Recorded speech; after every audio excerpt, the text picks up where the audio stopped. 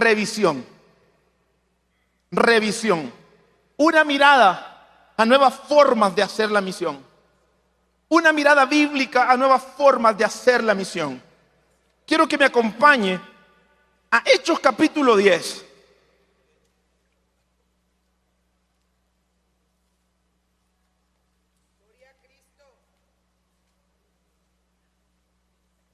Cuando esté en Hechos capítulo 10 me dice un amén. Busque su Biblia. A mí me encanta que los pastores, miembros y todos tengan su Biblia en su mano, aunque sea digital. Lo podemos poner en la pantalla, pero en mi Biblia mejor. Dice la palabra del Señor. Hechos de los Apóstoles, capítulo 10, versículo 1 en adelante. En Cesarea vivía un oficial del ejército romano llamado Cornelio, quien era un capitán del régimen italiano. Era un hombre devoto, temeroso de Dios, igual que todos en los de su casa. Daba generosamente a los pobres y oraba a Dios con frecuencia. Una tarde, como a las 3, tuvo una visión en la cual vio que un ángel de Dios se acercaba. Cornelio, dijo el ángel. Cornelio lo miró fijamente, atemorizado. ¿Qué piensas, Señor?, le preguntó el ángel, y el ángel contestó: Dios ha recibido tus oraciones, tus donativos a los pobres como una ofrenda. Ahora pues, envía algunos hombres a Jope y manda llamar a un hombre llamado Simón Pedro. Él está hospedado con Simón, un curtidor que vive cerca de la orilla del mar. En cuanto el ángel se fue, Cornelio llamó a 2 de sus sirvientes de su casa y a un soldado devoto que era uno de sus asistentes personales. Les contó lo que había ocurrido y los envió a Jope. Versículo 9. Al día siguiente, mientras los mensajeros de Cornelio se acercaban a la ciudad, Pedro subió a la azotea a orar. Era alrededor del mediodía y tuvo hambre, pero mientras preparaban la comida cayó en un éxtasis o un estado de éxtasis. Vio los cielos abiertos y algo parecido a una sábana grande que bajaba por sus 4 puntas. En la sábana había toda clase de animales, reptiles y aves. Luego una voz le dijo: levántate, Pedro, mátalos y come de ellos. No, Señor, dijo Pedro, jamás he comido algo que nuestras leyes judías declaren impuro o inmundo. Pero la voz habló de nuevo: no llames algo impuro si Dios lo ha hecho limpio. La misma visión se repitió 3 veces y repentinamente las sábanas fue subida al cielo. Pedro quedó muy desconcertado. ¿Qué podía significar la visión? Y justo en ese momento los hombres enviados por Cornelio se encontraban en la casa de Simón, de pie frente a la puerta. Tome su asiento, leamos hasta ahí. Revisión. Hace un tiempo atrás me acerqué a un pastor de muchos años. Yo respeto mucho los pastores mayores, como los que pasaron ayer aquí celebrando 30 años de ministerio, porque ustedes son los que han abierto la puerta para que nosotros hoy estemos aquí. Ustedes son los que han abierto camino para que nosotros sirvamos. Ustedes son los que nos han dejado un legado para poder hacer la obra del Señor y continuar con la tarea. Pero yo tuve un diálogo con un pastor y yo le preguntaba a él: ¿por qué no hace cambios en su iglesia local? ¿Por qué siempre hace lo mismo en su congregación? ¿Y por qué tiene tantos años de estar en la iglesia y los líderes son los mismos siempre? No hay nunca líderes nuevos. Y el pastor me contestó: pero es que ellos han estado siempre. Ellos son los que han estado siempre. Y le dije: ¿por qué la liturgia de la iglesia siempre es igual? Y él me dijo: porque así lo hemos hecho siempre y no podemos cambiarlo. O sea, siempre lo hemos hecho así. La gente viene. Le dije: ¿y tiene personas nuevas en los últimos 2 años? Y me dijo: no, son los mismos que teníamos hace 20 años. Y le dije: ¿y qué está pasando? Porque veo muchos jóvenes en la congregación. Y me dijo: bueno, tengo una líder que se va al parque y evangeliza jóvenes que no conoce. Tengo una líder que hace campamentos los fines de semana, lleva a los jóvenes, invita a predicadores y los ministra. Y tenía como 40 jóvenes. Y literalmente este pastor tenía 2 congregaciones. Una congregación que él pastoreaba, que no se permitía hacer cambios de ningún tipo. Y una muchachita de 16 años que tenía como 40 jóvenes. La jovencita tenía 1 año de líder y tenía 40 jóvenes. El pastor tenía 20 años y tenía 40.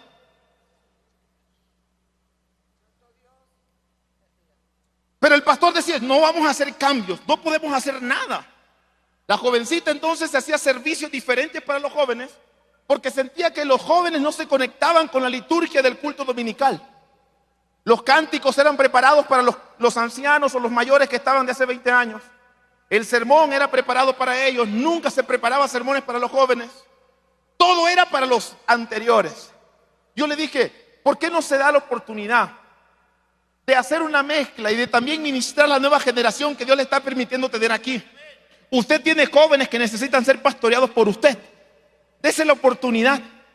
Y de momento comenzamos con él un proceso de revitalización, reescribimos la visión, hicimos una planificación y los cambios comenzaron a verse en la congregación.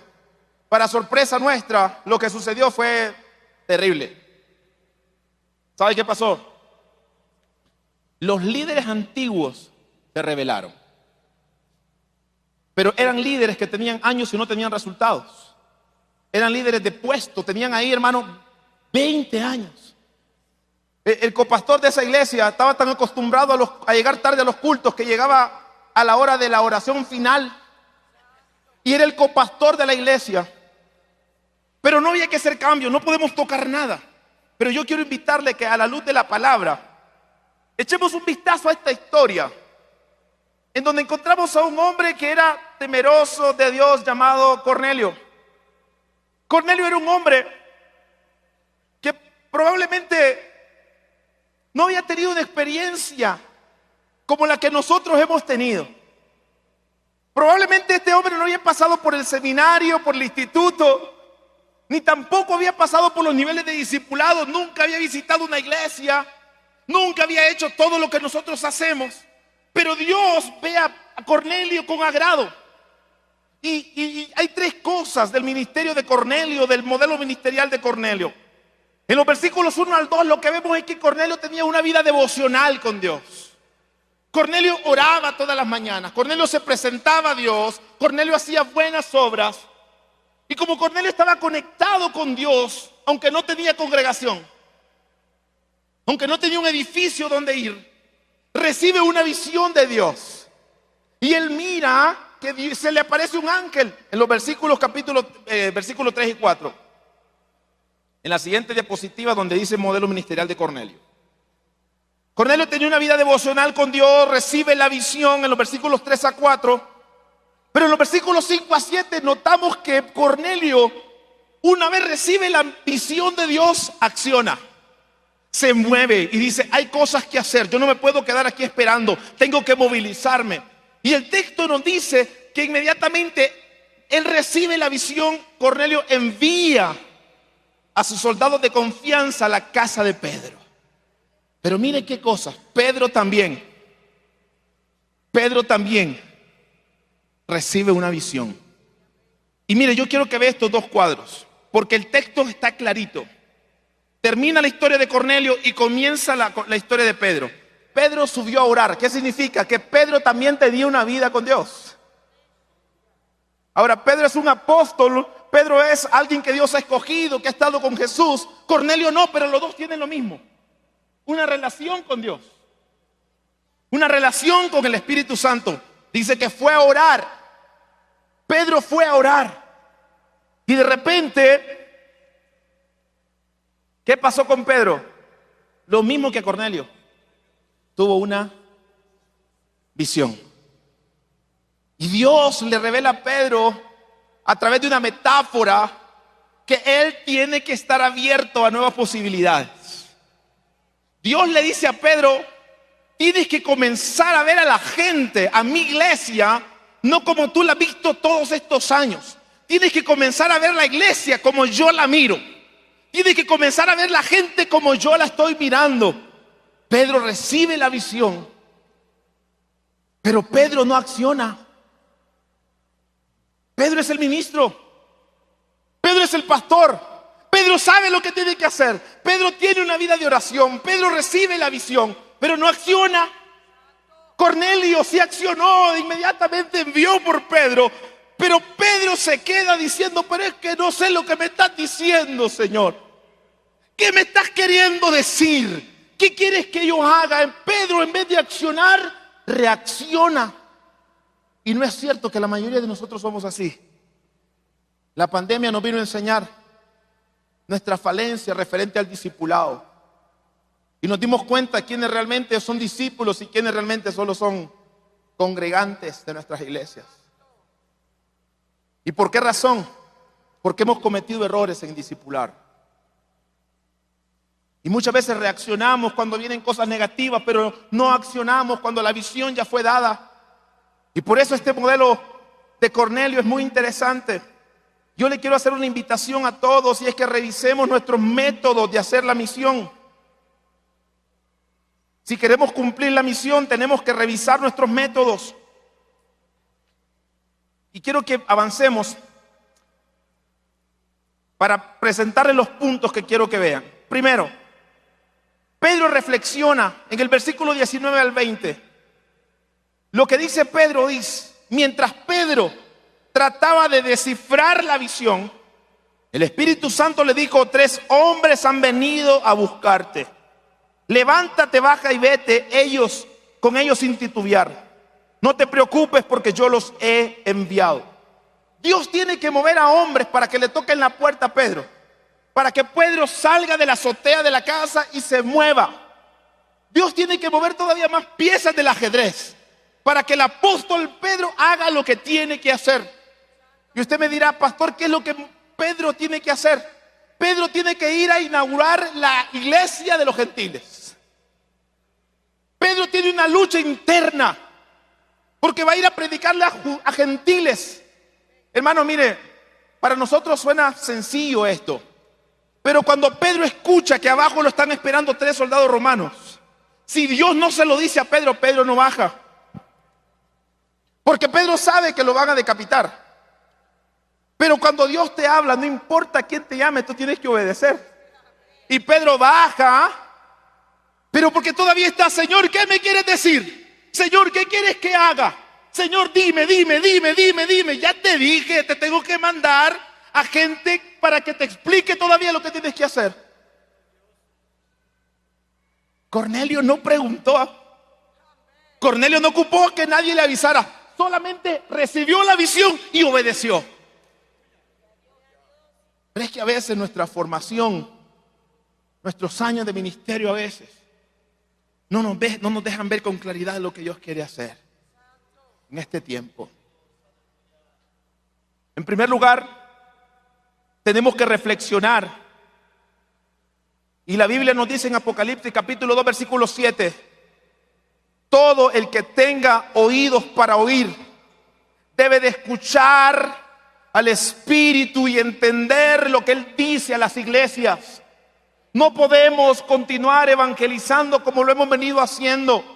No podemos continuar haciendo discípulos como lo hemos venido haciendo. Estamos en un contexto completamente cambiante y tenemos que convertirnos en una iglesia relevante para los perdidos. Tenemos que escuchar la voz de Dios, atender la voz del Espíritu y recibir las estrategias dadas por Él para poder ser, hermanos, relevantes en nuestras comunidades. No son estrategias dictadas por hombres, es la voz del Espíritu que te habla a tu corazón y te dice lo que tienes que hacer. ¿Cuántos saben lo que tienen que hacer? Entonces lo primero es escuchar la voz del Señor. Pero a veces nos cuesta escuchar. ¿Y sabe por qué nos cuesta escuchar? Porque a veces somos jactanciosos. Celebramos todo lo que somos y todo lo que hicimos. Y la jactancia no nos deja escuchar a nadie. El orgullo es enemigo de la escucha. Y Dios sabe si muchas veces estamos orgullosos de lo que hicimos y de lo que estamos haciendo. Nos enorgullecemos del cargo y nos separamos de la misión de Dios. En vez de ser, hermanos, personas que asistan para la misión, muchas veces nos convertimos en obstáculos para la misión, porque no escuchamos la voz del Señor. ¿Y qué es lo que nos está diciendo? México representa, hermano, un porcentaje enorme de jóvenes, de nuevas generaciones que necesitan ser pastoreados por nosotros para darle la oportunidad a que esta iglesia continúe hacia adelante. Abramos los ojos y veamos lo que el Espíritu nos está diciendo. Veamos a nuestro alrededor jóvenes obreros, pastores jóvenes que están haciendo una obra extraordinaria, que necesitan que usted se levante como un mentor de ellos y los acompañe. Tenemos que dejar este batón, este legado a las nuevas generaciones para que la iglesia no desaparezca. Lo segundo que el texto en Apocalipsis nos dice es entender. Nosotros a veces en estos congresos escuchamos la voz del Espíritu, pero no entendemos. Y el entender me lleva a movilizarme, a accionar. Entendamos lo que el Espíritu nos está hablando. Hay una gran cosecha esperándonos allá afuera. Y nosotros, si hemos sido empoderados por el Espíritu Santo, entenderemos lo que Él nos está hablando. Vamos a enviar obreros. Vamos a alcanzar las comunidades. Y si me han de conocer a mí, a usted, que nos conozcan por hombres y mujeres que establecen iglesias, que evangelizan al perdido y que hacen la obra del Señor en esta nación. Pero aquí radica el problema. Ya voy a ir aterrizando porque quiero mostrarles unas estrategias rapidito. Aquí radica el problema. Tenemos una lucha entre la misión y la tradición. Pedro estaba luchando con la tradición. No puedo comer de nada, Señor, de nada inmundo, porque la ley judía no me lo permite. Es que no llames inmundo a lo que yo he santificado. Nos dejamos llevar a veces y decimos que no somos tradicionalistas, pero respetamos más la tradición que la misión. Y muchas veces nuestras estructuras sofocan y detienen el avance de la misión por cuidar la tradición.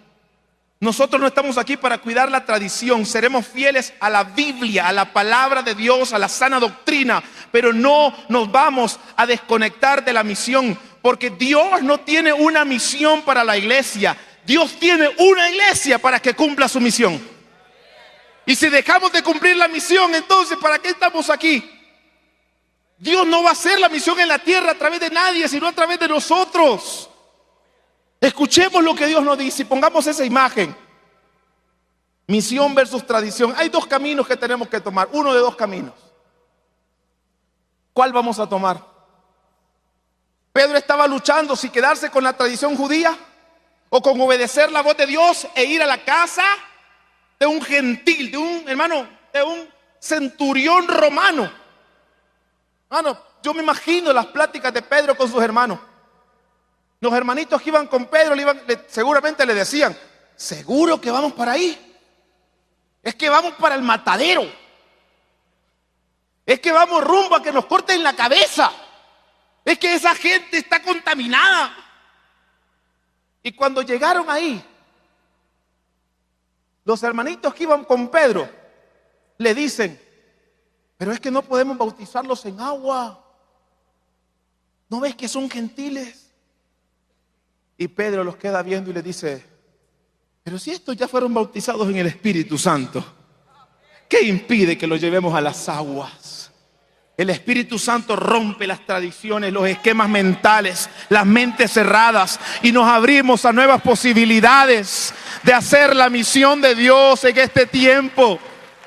Existen formas alternativas, pero la misión sigue siendo la misma. Vayan y hagan discípulos. Vayan y hagan discípulos. ¿Cuántos escogemos la misión de Dios por sobre nuestras tradiciones? ¿Cuántos dicen amén?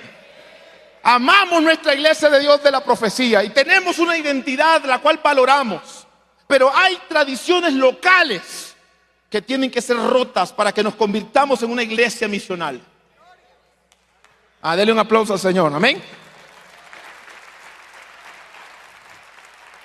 Aquí lo hemos hecho siempre así y eso no lo vamos a cambiar. Aquí lo que hacemos es: vengan y nunca vayan. Aquí nos enfocamos en los cultos, pero nunca en la preparación evangelística de los hermanos para que sepan cómo alcanzar los perdidos. Hay cambios que tenemos que hacer. Por eso le dije, vamos a reflexionar juntos en esto. Pedro dijo, siguiente diapositiva: ustedes saben que va en contra de nuestras leyes que un hombre judío se relacione con gentiles o que entre en su casa, pero Dios me ha mostrado que ya no debo pensar de esa manera, que alguien es impuro o que alguien es inmundo. Hermano pastor querido, le hablo con el corazón. Yo no lo puedo cambiar a usted, ni su forma de ver la misión. El único que lo puede hacer es el Espíritu Santo. Pero yo le invito esta mañana que se abra la posibilidad de ver con nuevos ojos y de entender las nuevas alternativas para este tiempo de hacer la misión de Dios. ¿Cómo alcanzamos a esta población de México que está entrando en la era postcristiana? ¿Cómo alcanzamos a los jóvenes de México que dicen no queremos nada con Dios? No vamos a hacer, hermano, no nos vamos a conectar con la cultura para afectarla. No vamos a traer situaciones del mundo para poder atraer a los jóvenes. No es la manera. No se trata de conformidad cultural, ni tampoco de decir, ay, aquí no pueden venir los pecadores porque somos santos. Porque algunas iglesias toman esto, ven a un jovencito que llega con aritos y pintados los ojos de negro porque es rockero. O llega un homosexual a nuestras iglesias, ay pastor, saque ese homosexual de aquí. ¿Por qué? Y no es ahí donde tiene que estar.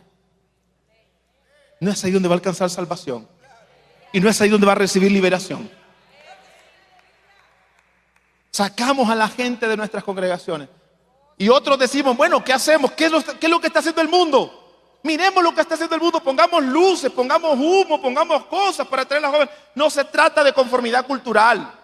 Ni tampoco se trata de apartarnos y decir nosotros somos santos y que no vengan aquí los pecadores. No, al contrario, abramos la puerta para que la iglesia se llene de pecadores de todo tipo, porque ahí está la luz del mundo, la sal de la tierra. Ahí está usted, ahí estoy yo, que vamos a modelarles el amor de Dios para que sus vidas sean transformadas. Se trata de encarnar el evangelio de Cristo en nuestras comunidades. Se trata de que Cristo esté ahí presente, transformando la vida de las personas. Ahora usted me dirá, ¿qué tiene que ver esto con lo que hemos hablado? Ahora sí lo pongo a reflexionar. En la siguiente, por favor. Mire nuestro modelo hasta el día de hoy. Y usted me dirá si esto es cierto o no. Nosotros, en la siguiente diapositiva, porque quiero que lo lean conmigo, donde dice reflexionemos. Yo quiero que reflexionemos en esto. Mire, nosotros predicamos, pero no transformamos. Las estadísticas dicen que los miembros de nuestras congregaciones, es decir, si usted tiene 100 miembros, 10 de su congregación ponen en práctica lo que usted predicó el domingo. Porque las predicaciones a veces se quedan en el olvido. No, la gente le pregunta al hermano, no se acuerda de qué predicó el pastor. ¿Sabe de qué se acuerda? Solo cuando usted usa personajes bíblicos. De Elías habló el domingo. Habló de Juan. Habló de David, pero no, ¿qué aprendió? ¿Cómo eso lo transformó? Entonces predicamos y no transformamos. Cantamos, pero no adoramos. Invitamos, pero no evangelizamos.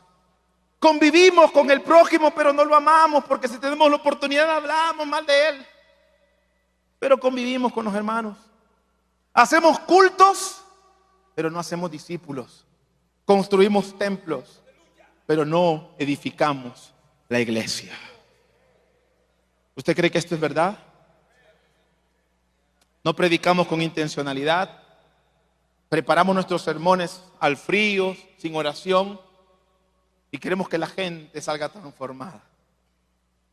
Tenemos que predicar con intención, tenemos que adorar, tenemos que evangelizar, tenemos que amarnos, tenemos que hacer discípulos y tenemos que edificar la iglesia del Señor.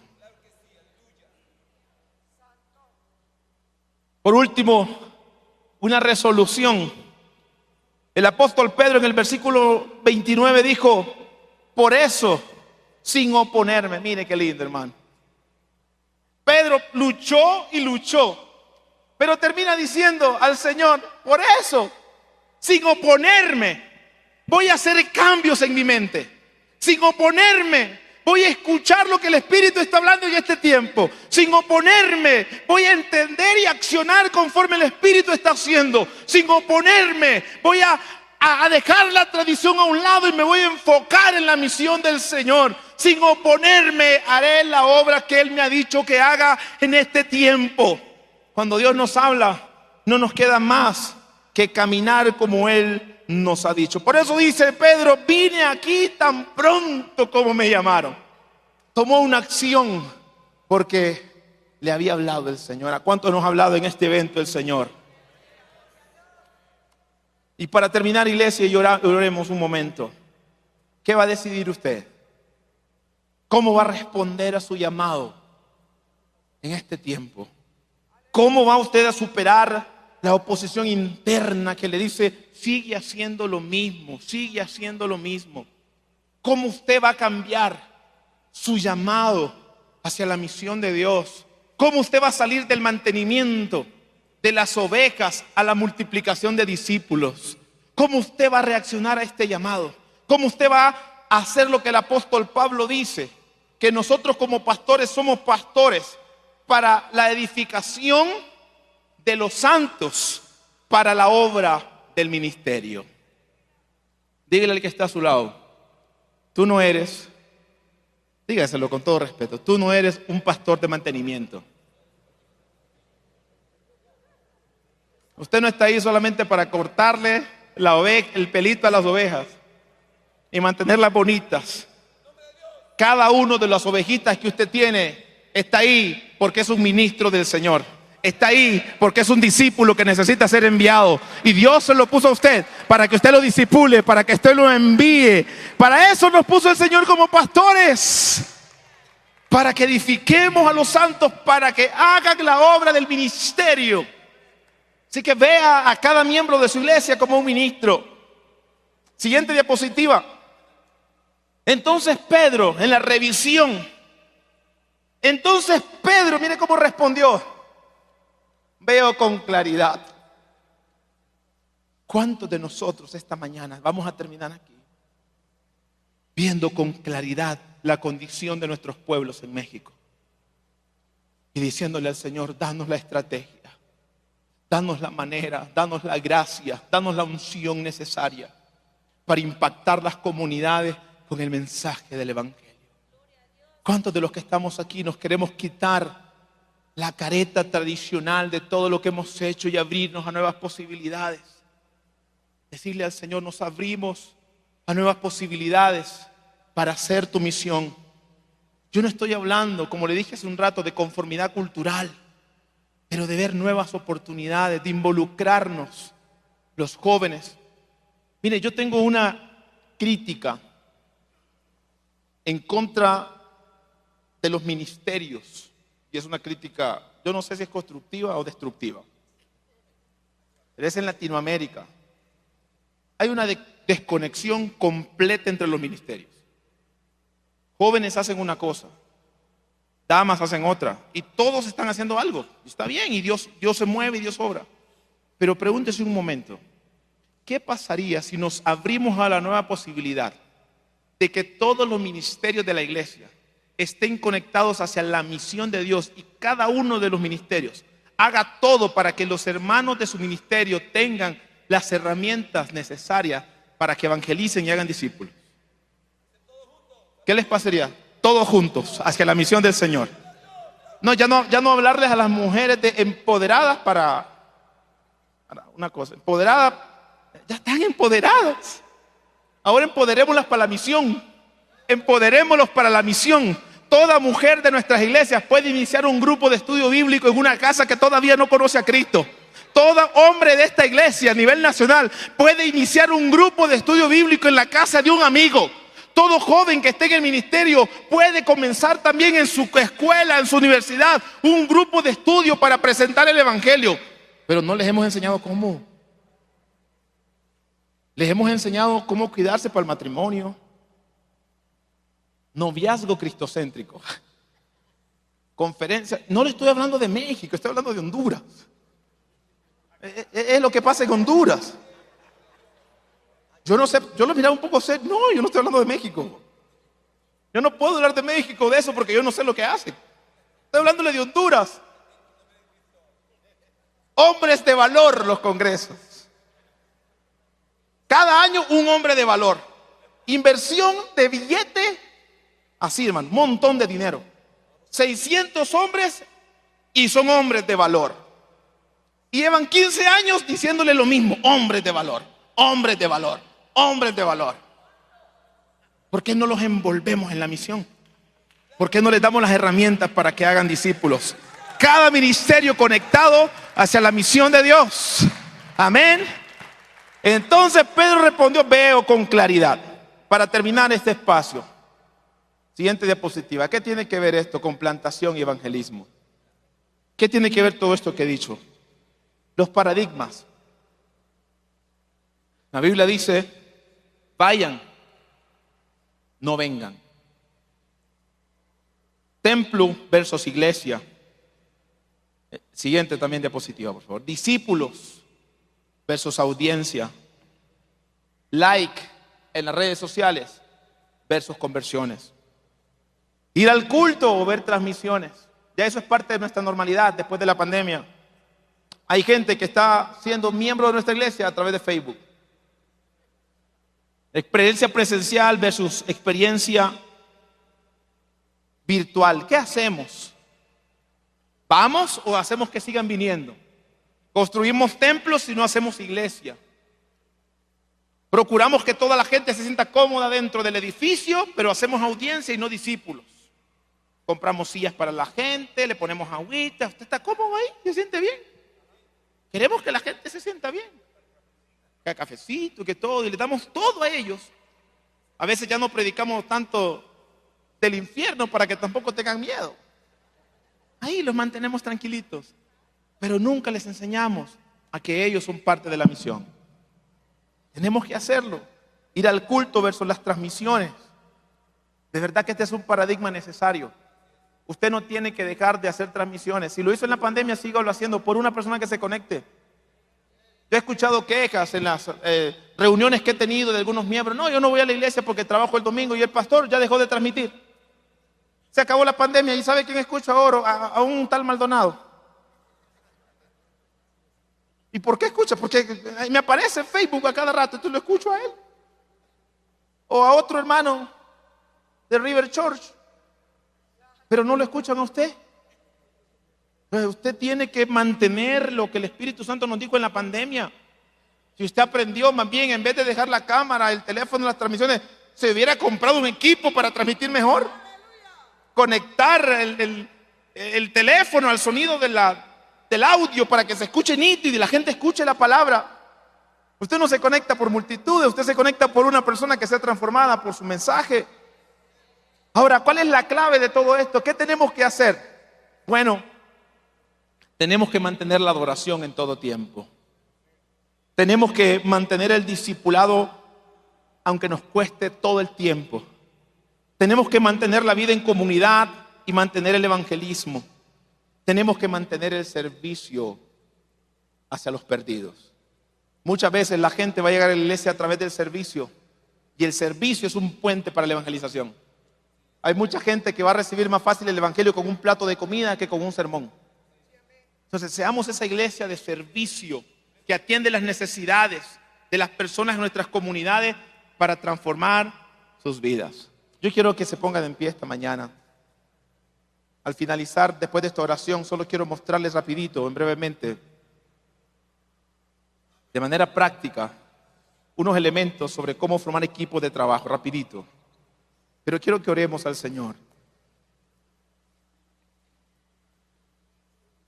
Yo quiero que cierre sus ojos conmigo. Usted es un pastor, un ministro.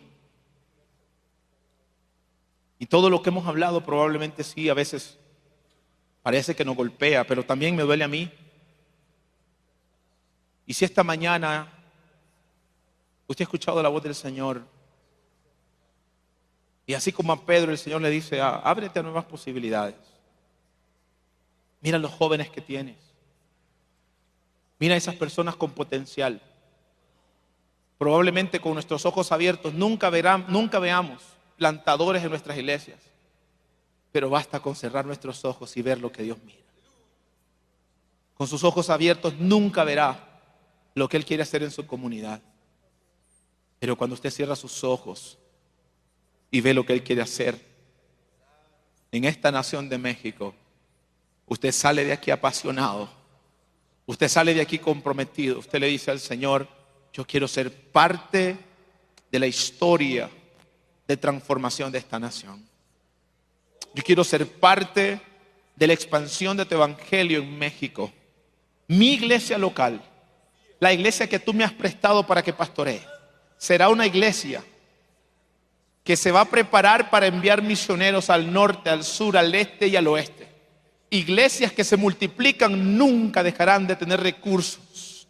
Iglesias que se conectan con la misión siempre serán iglesias bendecidas con personas, siempre serán bendecidas con recursos financieros. No guardes el dinero en el banco, inviértelo en la misión. No te preocupes por edificios, invierte tu dinero en la misión, con una alma transformada por el poder del evangelio. Eso será nuestra recompensa. Yo quiero invitarte a que comiences a ver a través de tus ojos espirituales lo que el Señor está haciendo en tu iglesia, lo que el Señor está haciendo en tu vida. Nunca más llamarás inmundo a lo que Él ha purificado. Nunca más verás los cambios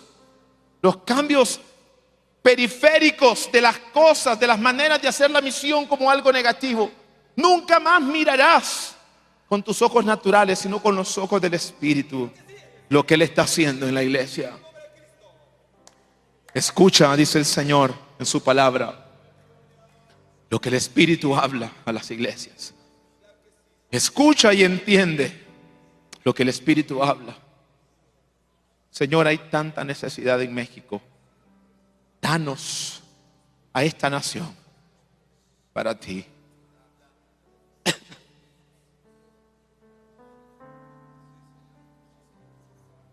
Que la iglesia local en donde pastoreamos sea una iglesia hacedora de discípulos, sea una iglesia que envíe obreros,